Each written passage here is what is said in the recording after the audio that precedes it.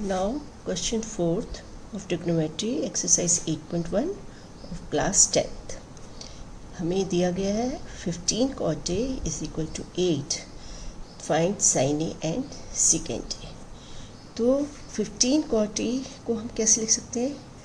Cot A is equal to 8/15. हम ये भी लिख सकते हैं 8/15. तो जब 8/15 है तो हमें पता चलेगा कि क्या साइड 8 और कौन सी साइड 15 है. तो ये कैसे पता चलेगा? एक चीज़ याद रखिए, आप P अपॉन H ये लिखिए पहले.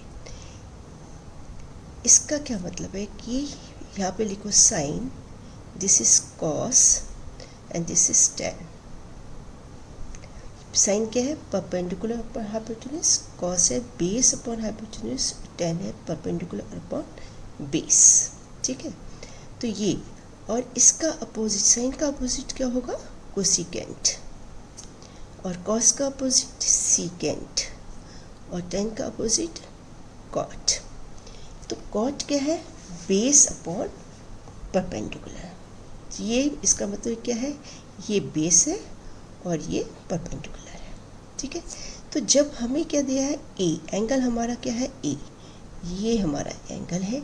ABC ट्रायंगल बना लिया जो राइट एंगल है बी पर. तो ये वाला एंगल उन्होंने पूछा है, वो दिया है. तो इसका क्या मतलब हुआ कि बेस अपॉन परपेंडिकुलर.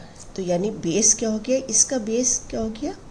ये सामने वाली जो साइड होती है वो फिर होती है परपेंडिकुलर. तो ये कितना हो गया? 15. जब ये हमें दोनों चीज़ें पता चल गई तो हमारी तीसरी साइड भी पता चल सकती है.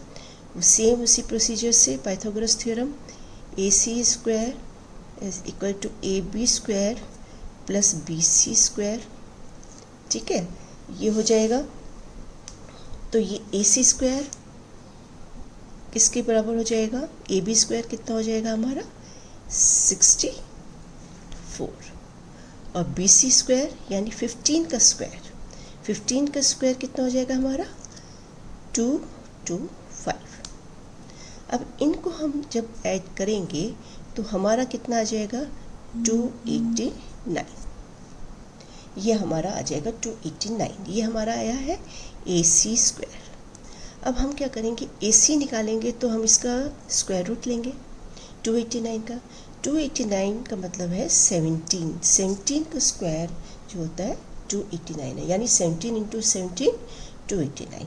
तो इसलिए हमारा स्क्वायर हट जाएगा. AC will be equal to 17. तो हमारी ये साइड हमारी क्या आ गई? हाइपोटेन्यूज क्या आ गया? 17. अब हम आगे जो हमें रेशियोज़ निकालने हैं, ट्रिग्नोमेट्रिक रेशियोज़ निकालने हैं, वो हमें पता चल जाएंगे. जैसे साइन A निकालना है, साइन A. तो साइन A कैसे होगा? हमें क्या मालूम है? साइन A यहाँ पे परपेंडिकुलर हाइपोटेन्यूज. परपेंडिकुलर क्या होगा? इसके लिए परपेंडिकुलर क्या है? ये हमारा 15, यानी सामने वाली साइड परपेंडिकुलर होगी. ये होगा 15. और क्या होता है? Upon hypotenuse. हाइपोटेन्यूज क्या होगा?